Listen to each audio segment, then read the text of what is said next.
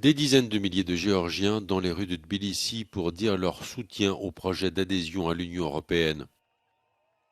À moins d'une semaine des législatives, le camp pro-européen compte ses forces. Les quatre principales alliances d'opposition se sont rassemblées pour faire front. Le scrutin est considéré comme l'une des élections les plus importantes depuis la chute de l'Union soviétique. L'opposition dénonce les tentatives de rapprochement avec Moscou du parti conservateur au pouvoir. Rêve géorgien est le nom du parti de la majorité. La formation est aux mains du pro-russe Bidzina Ivanishvili. L'oligarque de 68 ans appelle les électeurs à choisir entre l'esclavage et la liberté, entre la guerre et la paix. Le projet européen est inscrit dans la Constitution, mais reste fragile. Bruxelles a gelé le processus d'adhésion depuis l'adoption en mai dernier d'une loi sur l'influence étrangère.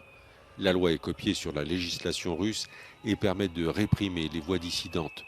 Les autorités avaient violemment réprimé les manifestations de l'opposition contre la loi russe. Les États-Unis ont imposé des sanctions contre plusieurs responsables et le chef de la diplomatie européenne se dit inquiet du glissement de la Géorgie vers l'autoritarisme. Les derniers sondages donnent vainqueur le camp pro-européen aux élections qui se tiendront samedi prochain.